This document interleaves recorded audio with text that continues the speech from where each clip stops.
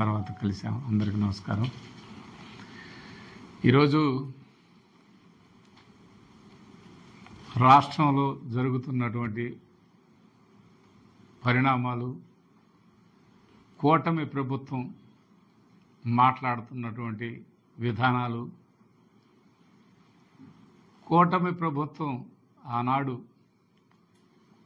హామీల పర్వం కొనసాగించారు. ప్రతి ఒక్కరికి బాబు షూరిటీ, భవిష్యత్తు గ్యారంటీ అని చెప్పారు. భవిష్యత్తు గ్యారంటీ లేదు, బాబు షూరిటీ లేదు, బాబు గారడే మిగిలింది, కానీ ఎక్కడా ఏమీ కనిపించలా. నేను ఒక్కటే అడుగుతున్నాను, ఈరోజు ప్రతి విషయంలో సోషల్ మీడియా వాళ్ళ మీద విపరీతమైనటువంటి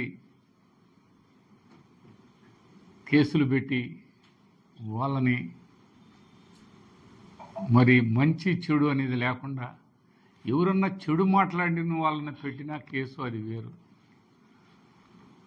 కనీసం ఒక స్వతంత్రత భావంతో ఒక చిన్న పోస్టు మామూలుగా పెట్టినటువంటి వాటిని మరోలా చూపించి మరోలా వక్రీకరించి వాళ్ళ మీద విపరీతమైన కేసులు పెట్టి పోలీసు వాళ్ళు లోపలికి తీసుకెళ్ళి మీరు కొట్టాలి మేము చూడాలనే మాట చాలా బాధగా ఉంటుంది. అదే కాదు, ఏదైనా ఒక్క పథకం అమలు పరిచింది లేదు. 6 గ్యారంటీలు అని చెప్పారు. మరి ప్రతి ఒక్కరికి నీకు 15,000, నీకు 15,000, నీకు 15,000 అని చెప్పారు. మరి ఎవరికి ఇచ్చారో ఆ 15,000కి అర్థం కావట్లేదు. ఇవ్వకపోగా ఇచ్చిన పెన్షన్లో కూడా అలా పానకాలపాలెం, దొండపాడు ఆ ఊర్లో చెప్తున్నారు, దాదాపుగా 16 పెన్షన్లు పార్టీ అని చెప్పి ఒక ఆయన అన్నాడంట, మీకు ఒక ఓటు వాళ్ళకు ఒక ఓటు వేస్తానన్నాడంట. అదేది ఆ రైతు నగరంలో. ఆ రోజు నువ్వు ఆ మాట అన్నావు కాబట్టి నీ పెన్షన్ కట్టు అని చెప్పారు. ఏమిటండి దుర్మార్గం? ఆయన ఏదో పేదవాడు, వాళ్ళనే అంటే ఏమైద్దు, వీళ్ళకే పోతే ఏమైద్దు అని చెరొక ఓటు వేస్తానన్నందుకు 2 మాకు ఓట్లు ఏదో వేస్తానని నువ్వు అనలేదు కాబట్టి నీ పెన్షన్ కట్ చేస్తానంటాం. ఇది సబబా? చంద్రబాబు నాయుడు గారు చెప్తారు, మీరేదన్నా ఉంటే వైఎస్ఆర్ కాంగ్రెస్ పార్టీ నాయకులు అంటే వాళ్ళ మీద కేసులు పెడుతున్నారు, అది వేరు. సామాన్యుడి ప్రజల మీద కూడా మీరు ఇలాంటి అన్యాయంగా చేయటం అనేది మంచి పద్ధతి కాదని ఈ సందర్భంగా తెలియపరుస్తున్నాం. ఎక్కడికక్కడే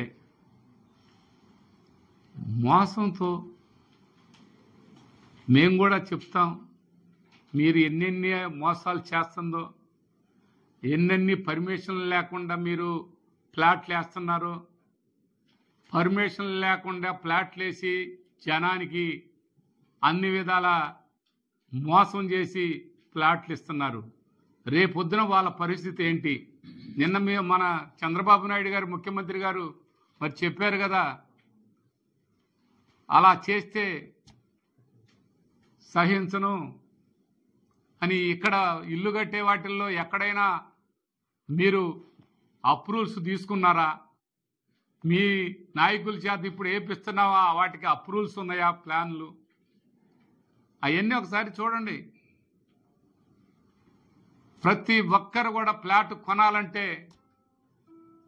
వాళ్ళని మోసం చేయకూడదు. ప్లాట్ కొనుక్కున్న వాళ్ళకి అన్ని అప్రూవల్స్ ఇవ్వాల్సిన బాధ్యత ప్లాట్లు వేసినటువంటి వాళ్ళకు ఉంటుంది. రియల్ ఎస్టేట్లో వాళ్ళందరినీ నువ్వు ప్రోత్సహిస్తున్నావు, అవకాశం ఉంటే ఏదైనా చేస్తున్నారు. ఇవన్నీ ప్రజలు ఇబ్బంది పడతారని ఈ సందర్భంగా తెలియపరుచుకుంటూ, ప్రజల తరపున ప్రజాప్రతినిధిగా శాసనసభ్యుడిగా మీరు అవన్నీ కూడా దయచేసి వాళ్ళందరికీ అలాంటి మోసపోకూడదు ప్రజలనే దాని మీద మీరు ఆఫీసర్స్కి అందరికీ తెలియపరిచి న్యాయం చేయాల్సిన బాధ్యత మీకుందని ఈ సందర్భంగా తెలియపరుచుకుంటూ పూర్తి స్థాయిలో వినుకొండ నియోజకవర్గ ప్రజలందరూ కూడా ఎక్కడ తప్పు జరిగిందనేది మీ అందరికీ తెలుసు. ఎవరు తప్పులు చేస్తున్నారో మీ అందరికీ తెలుసు.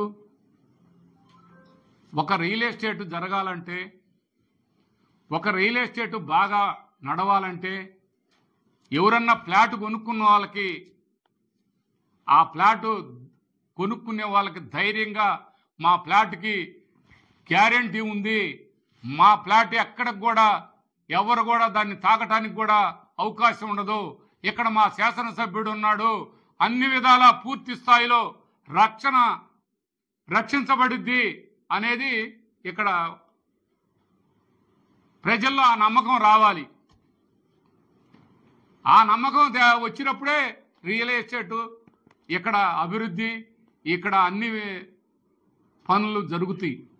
అది ఇక్కడ ఎక్కడా లేదు. ఎవడు లేకపోతే అటు ఇటు చూసి ఎత్తుకొని పోయేదైతే ఎత్తుకొని పోయేవాళ్ళు ఆడ కూడా చేయటమే, ఎత్తుకొని పోయేది కాకపోయేది. ఇప్పుడు నిన్న పెట్రోల్ బంక్ కూడా అదే పరిస్థితి. వాళ్ళు అదే చెప్పారయ్యా, మాది లాగేసుకుంటున్నారని. కన్నీళ్లు తుడిపారు ఇప్పుడు టెంపరీగా. అదేం ఉంటుందని నమ్మకం లేదు, ఏమి లేదు, గద్దలు వాలినట్టే. ఈ మధ్య వచ్చింది బోరగ ఒకటి, మనకు బోరగలు అని వాళ్ళ వెనకటి రోజుల్లో ఆ బోర ఇవాళ ఒకటి వచ్చింది, పట్టుకున్నారు. ఈ బోరగ ఆడేదా ఒక ఏదో అన్న జంతువు చనిపోతే అది వాసన బట్టి వస్తుందంట కొన్ని వేల మైళ్ళ నుంచి కూడా. అట్టనే ఎక్కడన్నా కొద్దిగా ఇక్కడ ఈ ప్లాట్లో ఎవడు లేడు అని తెలిసిందనుకో, వాళ్ళు అమెరికాలోనో ఆస్ట్రేలియాలో ఉన్నారనుకో, గద్దలాలినట్టే వాళ్తున్నాయి. అది ఒక్కసారి గమనించాలని ఈ సందర్భంగా తెలియపరుచుకుంటూ సెలవు తీసుకుంటున్నాను.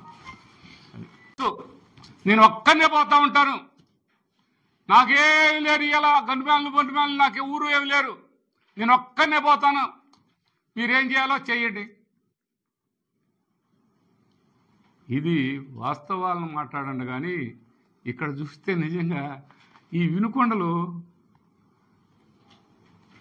ఆ కాలకట్ట మీద చెట్లు అవన్నీ అదంతా ఆహ్లాదకరమైన వాతావరణం ఏర్పాటు చేసి, అటు గావిత్రి నగర్ చెరువు, అటు కొండ రోడ్డు, మంచినీటి సమస్యని పరిష్కారం చేసి మంచినీళ్ళు ఈనాడు రోజు మార్చి రోజు మంచినీళ్ళు ఆ విధంగా ఇస్తున్నటువంటి పరిస్థితి ఆ రోజు బ్రహ్మనాయుడు గారు చేసిన పని కాదని జనానికి తెలియదా అని అడుగుతూ ఉన్నాను.